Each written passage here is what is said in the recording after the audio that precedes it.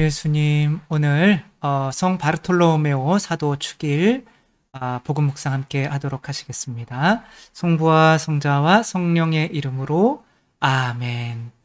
성 바르톨로메오 사도는 순교를 어떻게 하셨냐면 껍질이 벗겨지셔서 이렇게 피부를 칼로 다 벗겨내는 그 아픔을, 그러니까 순교하신 사도분들 중에 제일 좀 잔인하게 순교하셨는데, 이분이 뭐 그렇게 신앙이 강한 분이셨냐? 그것은 아니고, 이제 그렇게 성장할 수 있는 어떤 무언가를 가지고 있었던 거죠. 그것이 바로 예수님을 자기 곁에 둘 줄 알고 그분의 부르심에 응답할 줄 알았기 때문에 그런 거죠. 바르톨로메오는 이제 나타나엘이라고도 불렸는데, 나타나엘이 필립보를 통해서 또 예수님을 만나고 예수님께서 어떻게 나타나엘의 믿음을 증가시켜 주시는지 복음 말씀 함께 우선 읽어보도록 하겠습니다. 요한이 전한 거룩한 복음입니다. 그때 필립보가 나타나엘을 만나 말하였다. 우리는 모세가 율법에 기록하고 예언자들도 기록한 분을 만났소. 나자렛 출신으로 요셉의 아들 예수라는 분이시오. 나타나엘은 필립보에게 나자렛에서 무슨 좋은 것이 나올 수 있겠소 하였다. 그러자 필립보가 나타나엘에게 와서 보시오 말하였다. 예수님께서는 나타나엘이 당신 쪽으로 오는 것을 보시고 그에 대하여 말씀하셨다. 보라, 저 사람이야말로 참으로 이스라엘 사람이다. 저 사람은 거짓이 없다. 나타나엘이 예수님께 저를 어떻게 아십니까? 하고 물으니 예수님께서 그에게 필립보가 너를 부르기 전에 내가 무화과 나무 아래에 있는 것을 내가 보았다 하고 대답하셨다. 그러자 나타나엘이 예수님께 말하였다. 스승님, 스승님은 하느님의 아드님이십니다. 이스라엘의 임금님이십니다. 예수님께서 나타나엘에게 이르셨다. 내가 무화과 나무 아래에 있는 것을 보았다고 해서 나를 믿느냐? 앞으로 그보다 더 큰 일을 보게 될 것이다. 이어서 그에게 또 말씀하셨다. 내가 진실로 진실로 너에게 말한다.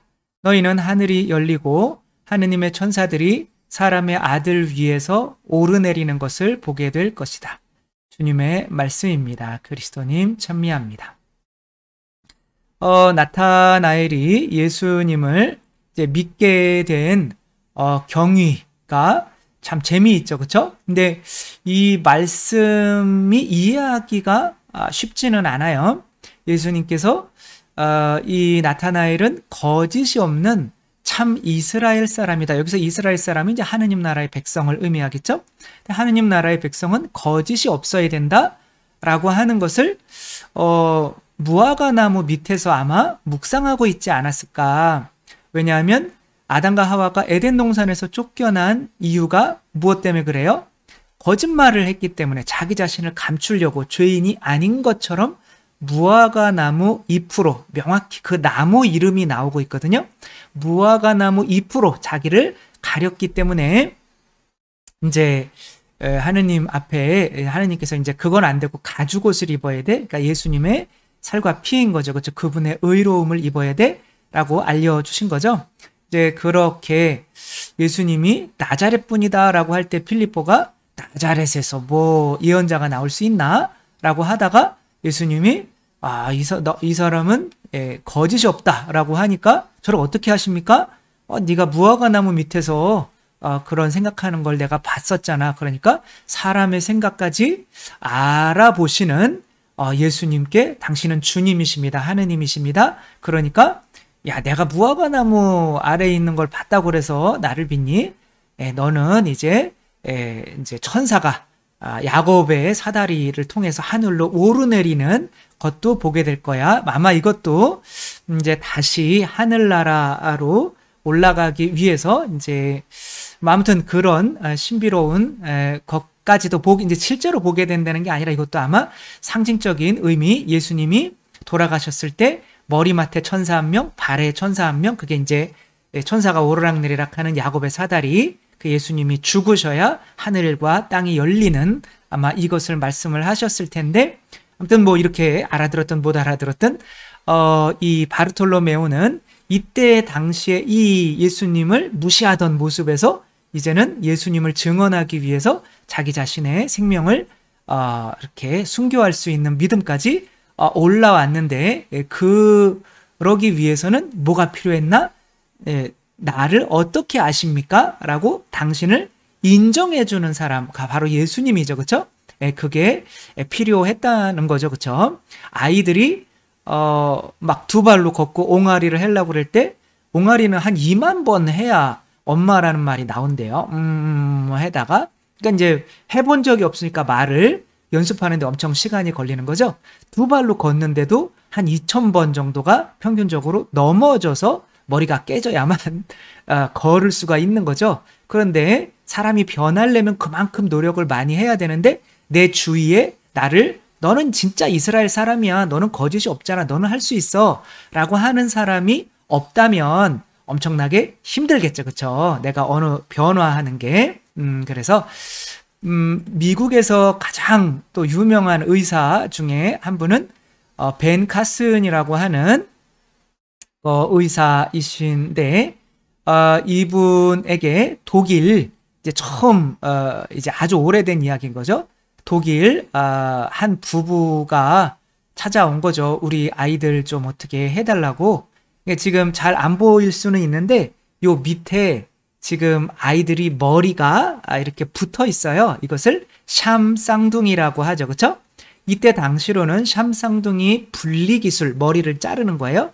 그것을 성공한 사람이 아무도 그 전까지는 없었어요.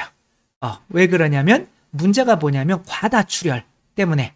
그러니까 아이들 몸 안에는, 아기 몸 안에는 피가 너무 없는 거예요.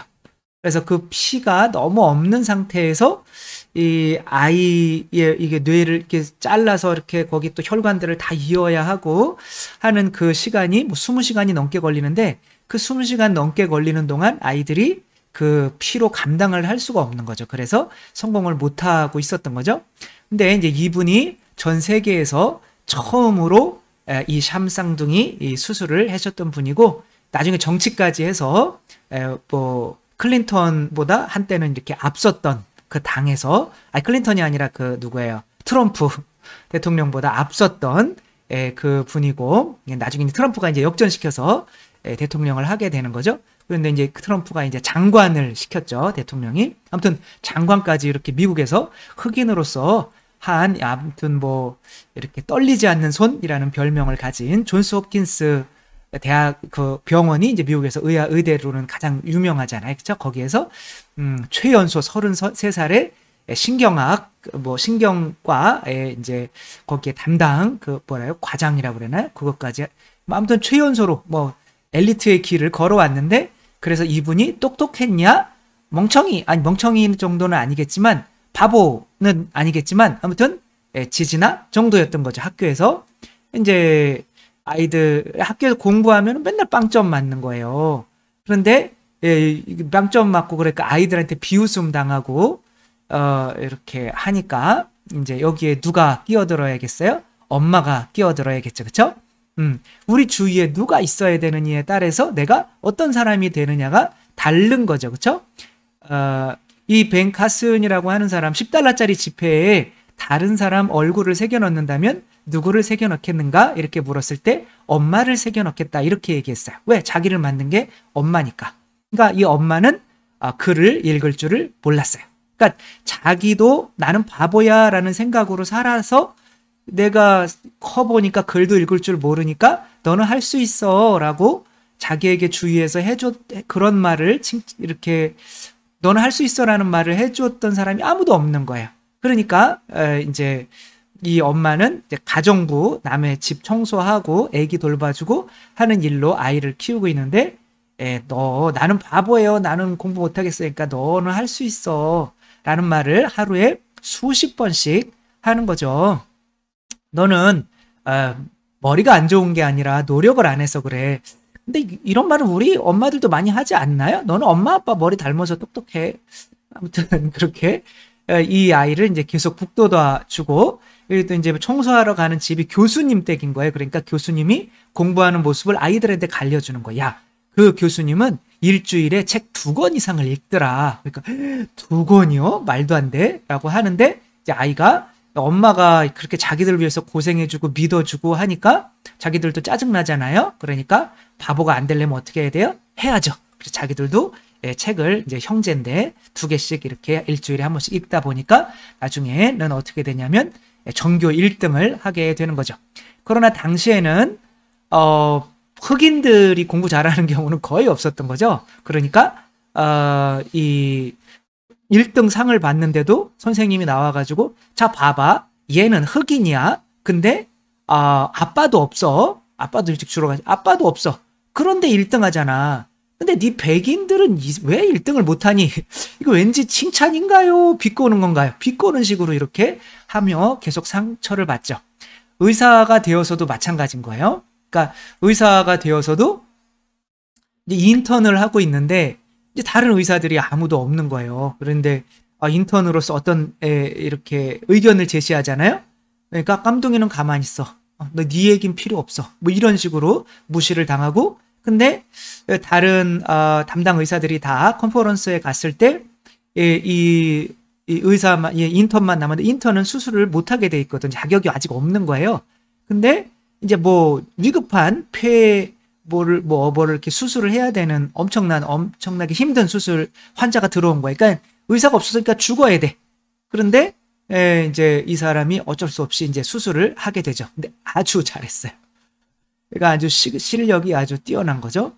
그래가지고 이제 널 잘라야 되니 이게 지금 그 병원에 병원장이 널 잘라야 되니 말아야 되니 그런데 너무 이게 이제 잘하는 의사들이 수술을 해도 후유증이 남는 건데 이게 너무 잘했단 말이에요. 그래가지고 그래 그럼 다시 너무 잘했어 잘해보자 라고 이제 인정을 받으면서 존스 홉킨스 대학에서 그 병원에서 이제 그 아이들의 이제 병원을 하게 된 거예요. 왜 그러냐면 아내가 유산을 하게 돼요. 근데 내가 의사인데 아내 아기가 유산을 해서 그렇게 피 흘리고 죽는 모습을 보는 게 또 너무 의사로서 마음이 아팠던 거죠. 그래서 아이들의 신경을 이제 이렇게 아이들의 의사가 되죠. 돼가지고 33살에 이제 그 존스 홉킨스 대학에 들어가서 발작을 아이가 계속 하는 거예요. 멈추지 않고. 근데 그 뇌 수술을 하며 신경을 바로잡아서 아이를 멀쩡하게 만들어서 미국에서 이제 스타가 됐죠. 그래서 33살에 그런 학과장이 된 거죠.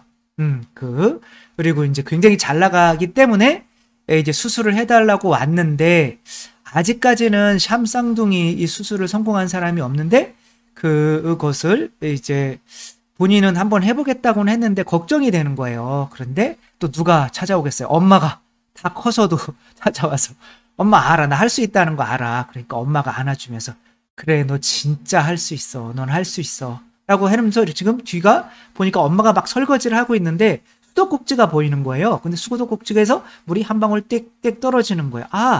수도꼭지를 잠그면 되겠구나. 그러니까 아이들의 심장을 일단은 멈추게 한 다음에 심장이 1시간 이상 멈춰 있으면 이제 뇌가 죽잖아요. 그렇죠? 피가 안 통하면. 근데 그 1시간 동안 다 끝내야 되는 거예요. 그러니까 그래 일단 심장을 멈추게 해놓고 하면 가능성이 있겠다. 라고 하면서 이제 그런 수술을 집도를 하죠.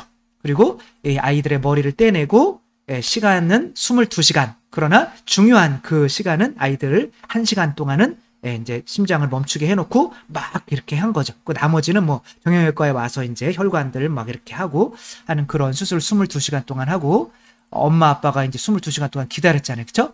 아이들은요, 선생님 그러는 거예요.